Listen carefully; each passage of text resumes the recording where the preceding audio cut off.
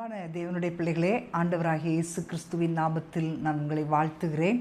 ஒரு வசனத்தை நான் வாசிக்கிறேன். நீதிமொழிகள் 3ஆம் அதிகாரம் 1-2 வசனங்கள். என் மகனே, என் போதகத்தை மறவாதே, உன் இருதயம் என் கட்டளைகளை காக்க கடவது. அவைகள் உனக்கு நீடித்த நாட்களையும் தீர்க்காயுசையும் சமாதானத்தையும் பெருக பண்ணும்.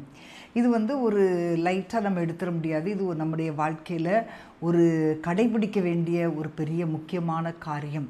ஆண்டவர் சொல்லுகிறார், அவருடைய போதகத்தை மறக்கக்கூடாது, அவருடைய கட்டளைகளுக்கு நாம் கீழ்ப்படிய வேண்டும். இதைத்தான் ஆண்டவர் நம்மிடத்தில் எதிர்பார்க்கிறார். இன்றைக்கு நிறைய பேருடைய வாழ்க்கையில் வேதத்தை வாசிக்கிறோம், அப்படியே மறந்து விடுகிறோம். ஆண்டவர் இது நம்மோடு கூட பேசுகிறார் என்று சொல்லி வேதத்தை வாசிக்கும்போது நாம் எடுத்துக்கொள்கிறோம். ஆனால் சிறிது நேரத்தில் அதை மறந்து விடுகிறோம். உதாரணத்துக்கு பாருங்களேன், ஒரு சின்ன இதில் நம்ம பேசுகிறதற்கு ரொம்ப தீவிரம் காட்டக்கூடாது, ரொம்ப மெதுவாக இருக்கணும் அப்படின்னு சொல்லி கோபப்படக்கூடாது. அப்போல்லாம் நம்ம வேதத்தில் வாசிக்கும்போது நம்ம என்ன பண்ணுவோம்? நம்ம ஜெபம் பண்ணுவோம், ஆண்டவரே நான் கோபப்படக்கூடாது, நான் அதிகமாக பேசக்கூடாது அப்படின்னு சொல்லி. ஆனால் கொஞ்ச நேரத்தில் ஒரு பிரச்சனைன்னு வரும்போது நம்மளால் பேசாமல் இருக்க முடியாது, நம்மளால் கோபப்படாமல் இருக்க முடியாது. ஆனால் அப்படிப்பட்ட சூழ்நிலைகளிலும் ஆண்டவருடைய கற்பனைகளுக்கு கீழ்ப்படியணும், அவருடைய கட்டளைக்கு நம்ம கீழ்ப்படியணும் அப்படின்றது தான் ஆண்டவர் எதிர்பார்க்கிறார். அப்படி இருக்கும்போது தான் ஆண்டவர் சொல்லுகிறார், அவைகள் உனக்கு நீடித்த நாட்களையும் தீர்க்காயுசையும் சமாதானத்தையும் பெருக பண்ணும். இப்போ நம்ம வேதத்தை கேட்டு அதை ஞாபகத்தில் வைக்காமல் இருந்தோம், அதை கடைபிடிக்காமல் இருந்தோம்னா நம்முடைய வாழ்க்கையில் சமாதானம் கெட்டு போகும், நம்முடைய குடும்பங்களில் சமாதானம் உண்டாகாது. இன்றைக்கு நிறைய பேருடைய வாழ்க்கையில் குடும்பங்களில் சமாதானம் இல்லாமல், பெற்றோர்களுக்கிடையே சமாதானம் இல்லாமல், பிள்ளைகளுக்கிடையே சமாதானம் இல்லாமல் இப்படிப்பட்ட காரியங்கள் காணப்படுகிறது. இன்றைக்கி நிறைய குடும்பங்களில் இப்படிப்பட்ட பிரச்சனைகள் வருவதற்கு காரணம் என்ன அப்படின்னா, ஒன்றே ஒன்று தான், தேவனுடைய வார்த்தைகளை மறந்து விடுகிறது, அவருடைய கட்டளைகளுக்கு கீழ்ப்படியாமல் இருப்பது. அந்த கேட்கிற வசனங்களின்படி நம்ம அதை நம்முடைய லைஃப்பில் பயன்படுத்த வேண்டும். ஆமேன். இதில் பாருங்களேன், உன் இருதயம் உன் கட்டளைகளை காக்க கடவது. அப்போ நம்முடைய இருதயத்தில் அது உள்ளே இருக்கணும், வெளியில் தேவனுடைய வார்த்தைகள் நமக்கு உள்ளே இருக்கும்போது ரொம்ப நம்முடைய வாழ்க்கை அப்படியே ஈஸியாக போயிட்டே இருக்கும்.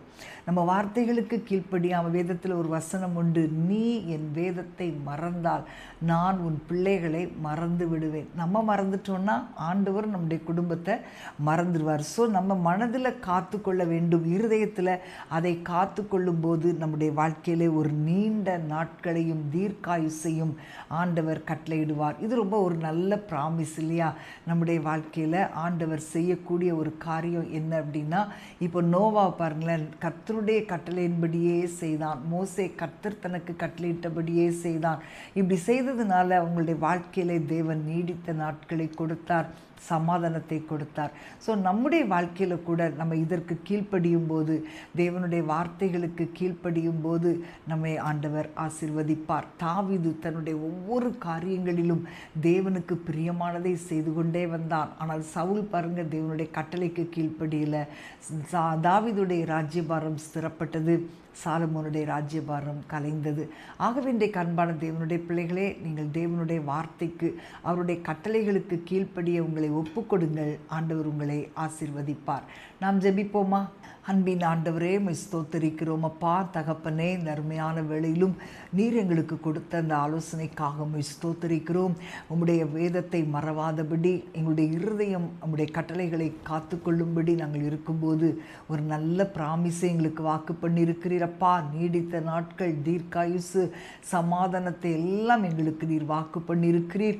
ஆண்டவரே, உம்முடைய பிள்ளைகள் அவைகளை கீழ்ப்படிந்து உம்முடைய வார்த்தைகளுக்கு கீழ்ப்படிந்து நடக்கும்போது இந்த ஆசீர்வாதங்கள் அவர்களுடைய வாழ்க்கையிலே இறங்குகிறதற்காக ஸ்தோத்திரம். நீடித்த நாட்களை கட்டளிடுகிறதற்காக ஸ்தோத்திரம். குடும்பங்களில் சமாதானத்தை ஆண்டவர் கட்டளிடுகிறதற்காக துதிக்கிறோம். இயேசுவின் நாமத்தில் பிதாவே, ஆமேன், ஆமேன், ஆமேன். இப்போ பிரியமானவர்களே, நீங்கள் ஆண்டவர் எப்படி வாழ்ந்தாலும் நம்மளை ஆசீர்வதிப்பார் அப்படின்னு சொல்லி நீங்கள் நினைக்காதுங்க. தேவனுடைய வார்த்தைகளுக்கு கீழ்ப்படியும் போது மட்டுமே அவர் உங்களை ஆசீர்வதிக்க முடியும். God bless you.